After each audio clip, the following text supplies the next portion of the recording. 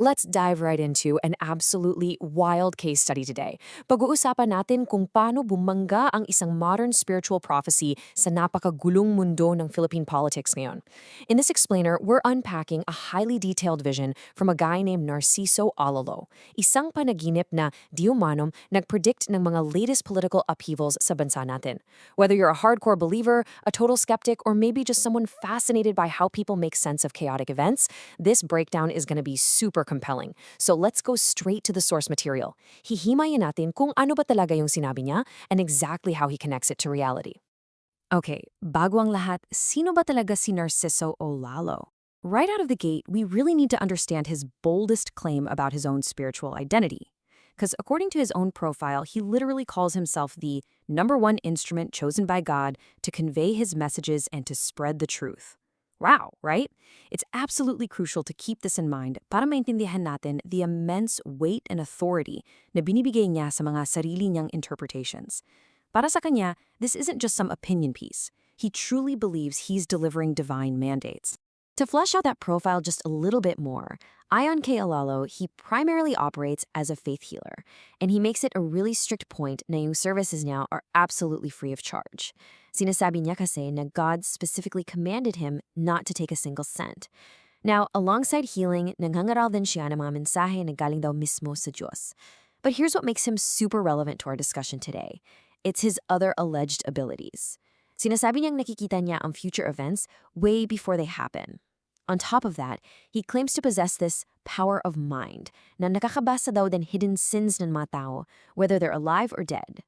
All right, let's get into the mystery box of this whole explainer, ang mahiwagang panaginip, the vision of May 12, 2026.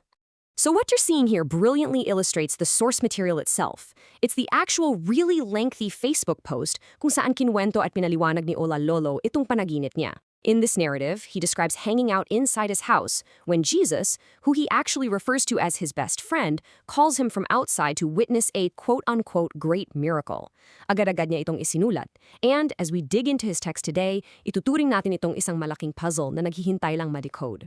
Now, what's really interesting here is the specific, almost surreal imagery inside the dream itself. May mga very weird key symbols siyang nilista. Number 1, a giant, solitary footprint left outside. Number 2, his attempt to cross over by climbing a really tall tree na punong-puno ng tangled vines. Number 3, this super odd sequence kung saan naiwan niya yung phone niya, tumakbo siya pabalik, at pagkatapos kumuha ng martilyo mula sa isang toolbox. And finally, looking down from that tree, he sees a massive crowd na pilit na naghuhukay sa lupa. Honestly, on their own, these just sound like super random dream fragments, right? But wait until you see how he gives them meaning.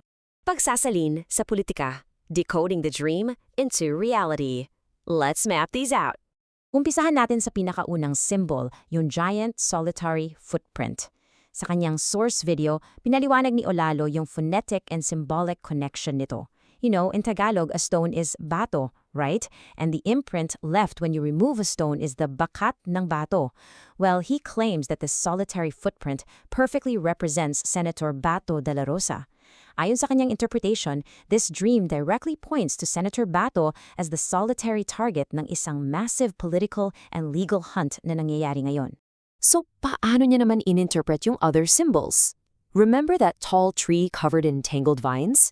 Well, para kay Olalo, ang mataas na puno daw ay sumisimbolo sa upper house ng ating legislator. Yes, ang Senado. And those messy, tangled vines? They represent the highly complicated, bureaucratic infighting na nangyayari ngayon mismo na Senate.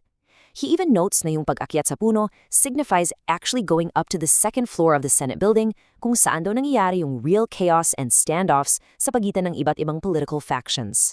It's like a giant puzzle coming together for him. Okay, paano naman yung mga taong naghuhukays using tools? He actually links this directly to literal news headlines. Pinugto ni Olalo na ang Real-World National Bureau of Investigation, yung NBI, ay literally na gumamit ng power tools para butasin ang mga pinto ng isang building para mag-serve ng warrant to the senator. So that crowd sa panaginip niya na pilit naghuhukay para may mahanap, he says that mirrors the authorities and political rivals aggressively trying to dig out and corner their targets.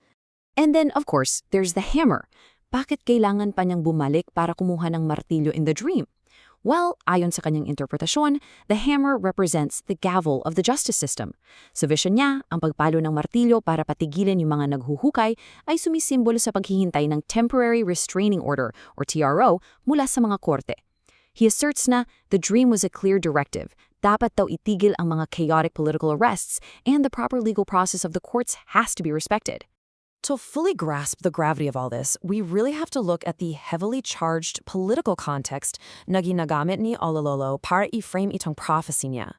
Now, keeping it totally neutral here, sa kanyang pananaw, the current Marcos administration operates like an organized syndicate. He cites rumors about international criminal court warrants and multi-million-dollar bounties. Claimed in yan at some political figures like Trillanes are acting as rogue servers for these foreign warrants. Furthermore, he explicitly asserts na si Vice President Sara Duterte ay actively being targeted and sabotaged by powerful oligarchs specifically because she refuses to participate in their corruption. So yeah, very intense political claims backing up the stream. Sobrang taas ng stakes ng interpretasyon niya dito, guys. Olalo issues a severe warning based on all this decoded imagery. Binabalaan niya tayo na kung magpapatuloy ang ganitong level ng political weaponization, broken laws, and intense corruption, it could literally push the Philippines into a civil war. He explicitly compares the potential future of the Philippines sa naging revolusyon sa Nepal, basically warning us that Filipinos will turn on Filipinos kung patuloy na masisira ang foundation ng gobyerno. Which leads us to the next section, babala sa bansang makasalanan, the spiritual directives. You see, Olalo doesn't just stop at political commentary. Actually, para sa kanya, the political chaos is really just a symptom of a much deeper spiritual problem. He claims that God called the Philippines a sinful nation 16 years ago. At dahil spiritual crisis ang nakikita niya, he offers a purely spiritual solution.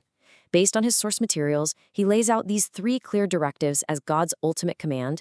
First, you need to repent for all sins committed. Second, completely renew your Christian life. And at pangatlo, have absolute great faith in Him.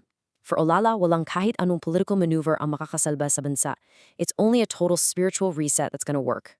And then, he delivers this final, super ominous warning sa mga taong pwedeng hindi maniwala sa kanyang mga mensahe. He says, quote, "If people do not believe my messages, it will happen, but it will be too late.